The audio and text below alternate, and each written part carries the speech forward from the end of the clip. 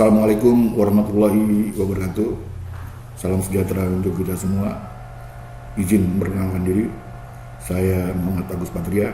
Kali ini akan menyampaikan strategi pembelajaran agenda 3 yang berkenaan dengan pelatihan kepemimpinan administrator, sebagaimana tugas yang harus saya laksanakan sebagai peserta pelatihan kepemimpinan administrator angkatan ke-9 tahun 2023. Sebagaimana yang kita ketahui bersama bahwa kebijakan atau dasar kewenangan yang dikeluarkan oleh lembaga administrasi negara ini berkenaan dengan dasar hukumnya dulu, Undang-Undang Nomor 5 tahun 2014, kemudian ditindaklanjuti oleh PP Nomor 11 tahun 2017 sebagaimana telah diubah dengan PP Nomor 17 tahun 2020.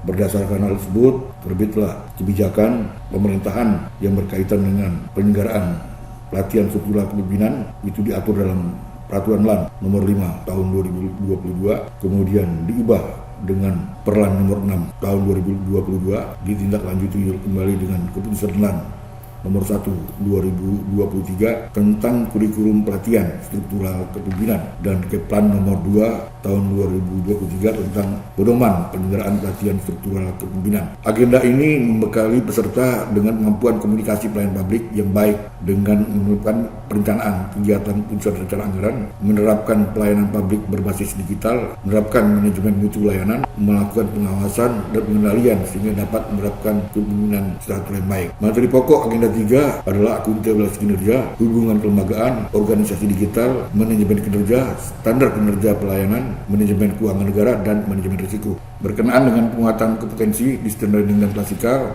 sebagaimana kita ketahui bersama bahwa distance learning berkaitan dengan asinkronus itu diskusi kelompok, kemudian ada tugas individu terkait organisasi dan tugas kelompok. Nanti di sinkronusnya ada review, konfirmasi hasil self learning, pembahasan tugas, penyampaian tugas kelompok dan individu. Di klasikal juga nanti akan diintegrasikan tugas-tugas yang berkaitan dengan semua kompetensi di agenda 3 dalam satu program. Overview-nya juga memberikan contoh kasus baik yang bad practice maupun yang best practice untuk didiskusikan. Dan jadwal pembelajaran khusus untuk agenda 3 yang berkait dengan self learning pada pembelajaran hari ke-6, kemudian pada hari ke-7 juga masih pembelajaran mandiri itu agenda 3 5 JP, di hari ke-6 dan 7 sama JP-nya, kemudian di hari ke-9 ini 4 JP, kemudian isu berkaitan isu agendanya 2 JP.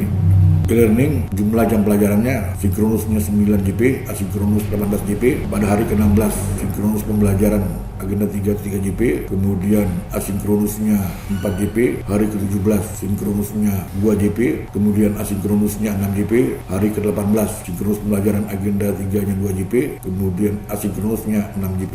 Penguatan agenda 3 itu dimulai dari konfirmasi hasil self learning, pembahasan isi peserta itu pada hari ke-16, hari ke-17 mereka presentasi tugas kelompok, pembahasan isi, overview mata pelatihan, penyampaian tugas hari kedua kelompok dan individu. Pada hari ke-18 presentasi tugas kelompok, pembahasan isi, overview mata pelatihan, manajemen risiko dan keuangan, penyampaian tugas pada hari ketiga ini kelompok dan individu juga. Pada hari ke-19 ini presentasi tugas kelompok, presentasi tugas individu dan pembahasan isi. Konklusi 7 mata pelatihan agenda 3. Kelompok mata pelatihan yang kita bagi dalam 3 kelompok mata pelatihan.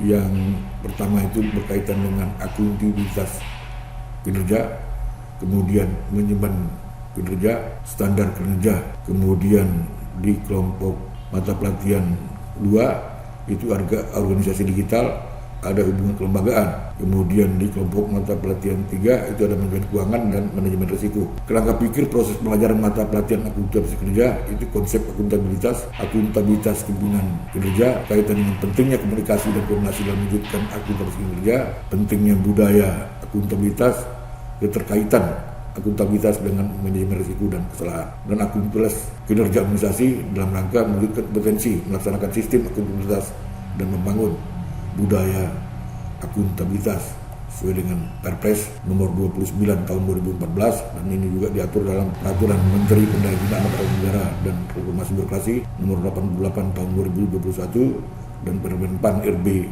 nomor 53 tahun 2014. Kerangka pikir proses pembelajaran mata pelajaran manajemen kerja, konsep manajemen kerja dalam rangka itu dengan proses dan komponen manajemen kerja, kemudian praktek baik berkaitan dengan manajemen kerja, penerapan analisis isu, analisis evaluasi manajemen kerja dalam kaitan melaksanakan sistem manajemen kerja dan membangun budaya kerja. Ini juga diatur dalam Perpres nomor 29 tahun 2014, Permenpan RB 88 tahun 2021, Permenpan RB 53 tahun 2014 dan Permenpan RB nomor 6 tahun 2022. Kerangka pikir proses pembelajaran mata pelatihan standar kinerja. Ini juga berkaitan dengan konsep standar kinerja pelayanan publik, konsep kepuasan masyarakat, kemudian adanya kepastian penerimaan layanan, ada standar pelayanan, kemudian ada kegiatan monitoring kerja, penyusun dan penetapan, pelaksanaan, pengelolaan dan pemberdayaan daya, efisiensi, implementasi, ada aja kepastian pemenuhan layanan dasar, adanya standar pelayanan minimal, dan sehingga mampu menyusun dan melaksanakan dan memahami dan mampu menerapkan.